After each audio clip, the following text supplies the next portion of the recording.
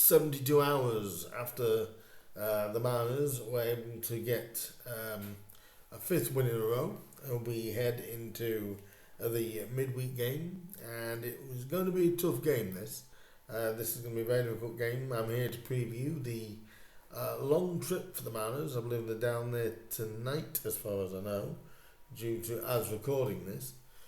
As I'm recording this on a Monday night, they're down there ready to play Colchester on Tuesday night. Like I said, probably a game now that we'll probably see where we are as a team.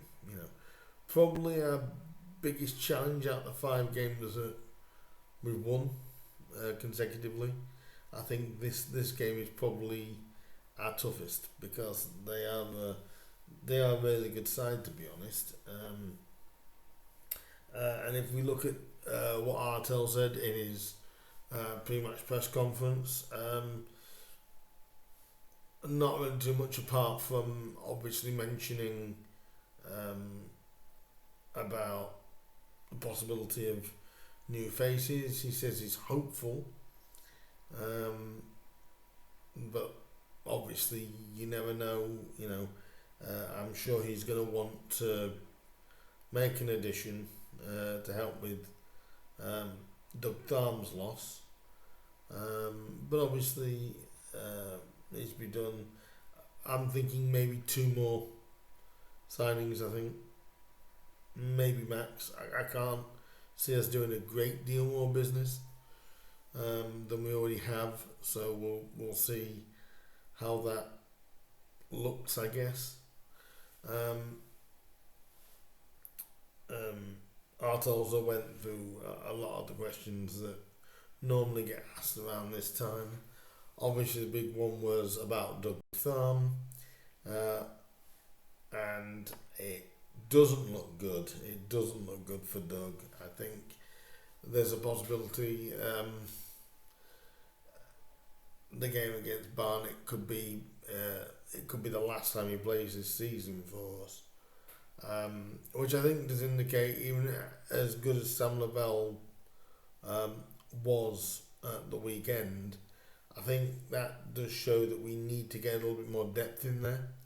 So I've got a feeling that area could be one of the areas that Artel will look at to see if we can get a player. I don't think we'll make that many more additions. But I do think another centre back may be one of the main areas, and I think this is the time of the window, I think, where managers just can't wait for the end of it, so they stop getting asked about it. Every interview with every manager, I'm sure, because it happens with David as well, is when's your next signing? Can you tell us if anything's close? And he just basically said that we're hopeful. He didn't confirm something was going to happen, but he's hopeful. Maybe between the lines there might be something before the weekend, you don't know. And also, just for confirmation, it wasn't done in the pre-match, but the goal actually was given to Jays Cabia, which I have no problem with whatsoever. My own head, I still think it was Cookie, but I am not going to take that away from Jays.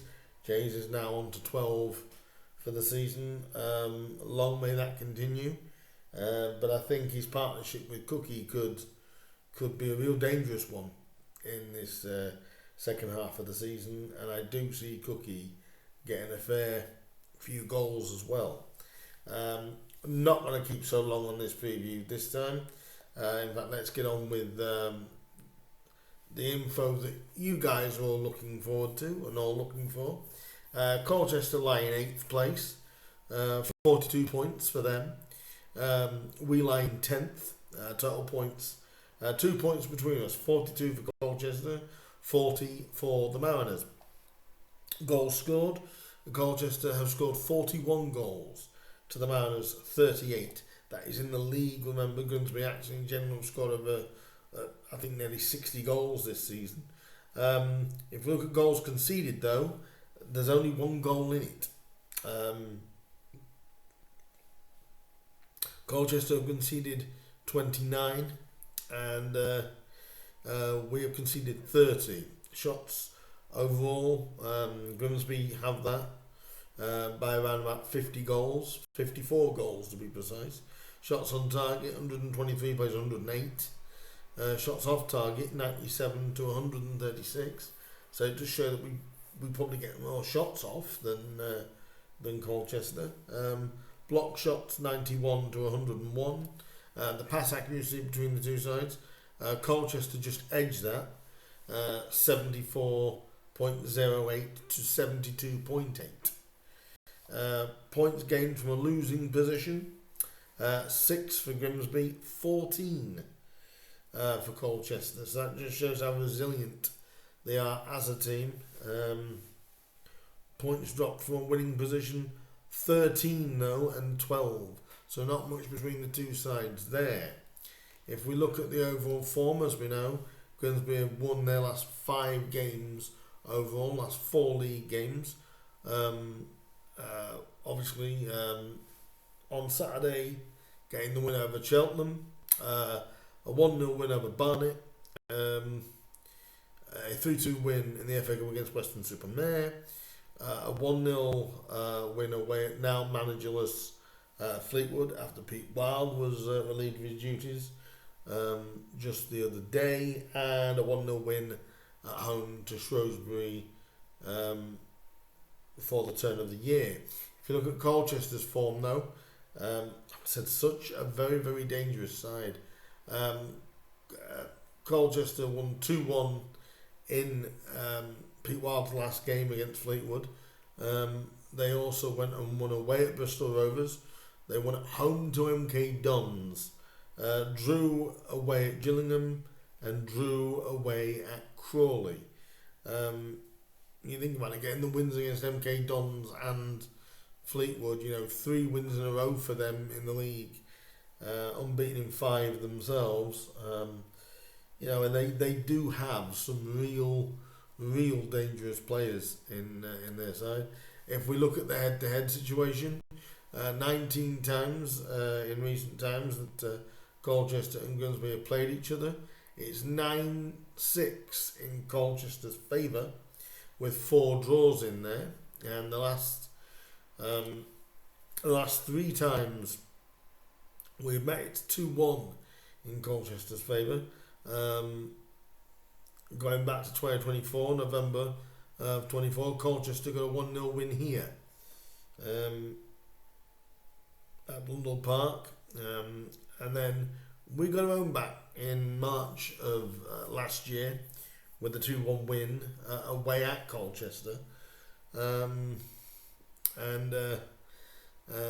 Colchester, although back in October did do the 2-1 win at Blundell Park, obviously with the Cowleys in charge. Such a dangerous team.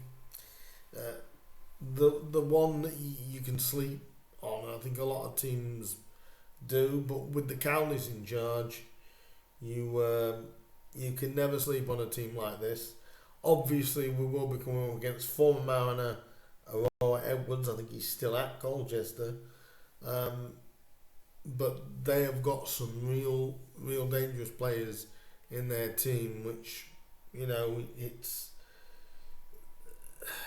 You look at the pool of players that they can sort of call upon around the London area, obviously London and Essex area. It's going to be a real point of what are Grimsby made of. Now, what are they really made of? Because this is a real difficult game. A few stats going into the game that, like I said, I use these stats by the BBC Sport website. So these are 4 match stats that the BBC have given. Colchester United have won 5 of their last 6 Football League matches against Grimsby. losing the one, which of course was the one back in March, as many as their previous 17 beforehand, winning 5, drawing 6 and losing 6. Grimsby have won 3 of their last 5 Football League visits to Colchester, obviously that being, like I said, the last time in March. Were losing 2 of them away though, as many as their first 18 prior, winning 3, drawing 4 and losing 11. So before the last 2 we hadn't got a great record, in fact we'd actually got a terrible record at Colchester prior to the last 5 visits really. Danny Cowley has won 5 and lost just 1 of his 8 Football League games as a manager against Grimsby Town. Although that defeat was with Colchester last season, the 2-1 win which I mentioned back March 28th. Charles Vernham has scored 4 goals in 4 away league appearances for Grimsby at Colchester, including a hat-trick in February of 2020. And we all know that because that had got the greatest assist of all time that you could ever think of by Mr. Elliot Whitehouse, an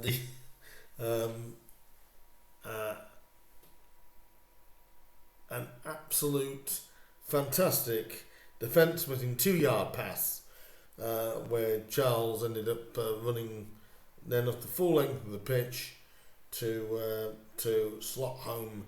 I think that was his 3rd, and I believe that was the one that I think they got Fabregas retweeted it. Superb stuff that.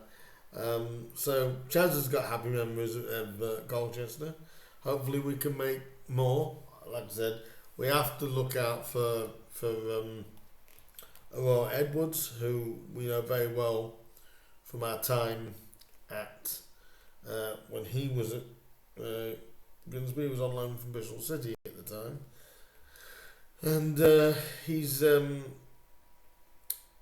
he's one of their main goal scoring threats, but without a doubt, they're going to be looking to possibly, if results go their way, they're going to possibly be looking to break the top 7. Grimsby are looking to go above our opponents. I do see a couple of changes coming up. I think, go on, David, you've got to give Cookie his first start, surely. I would give him an hour. I wouldn't play him alongside Jays because I think they, play as a 3, but knowing that they could easily play as a 2. But I'm probably try and look at least 3-5-2 where you can get the wing backs in. So I can see not many changes because Ardell's not one to make floods of changes, but I can see 2 or 3. I can maybe see Justin Malazor making an appearance at some point during the game as well. But this will prove where Grimsby Town are. If you also want to hear from Jackson Smith, the club have done an interview with them as well. That is on the Grimsby Town YouTube channel. You can check that out. But now, score prediction. Colchester is always a difficult place to go. Can I see us making it 5 wins in the league? I think we are maybe going to have to score more than 1. These are always difficult because you want it to be one. Any result. I don't know. This is a difficult game. I'm actually going to go for a score draw. I know we've had the upper hand lately. I'm going to go for a 2-2 draw between ourselves and Colchester.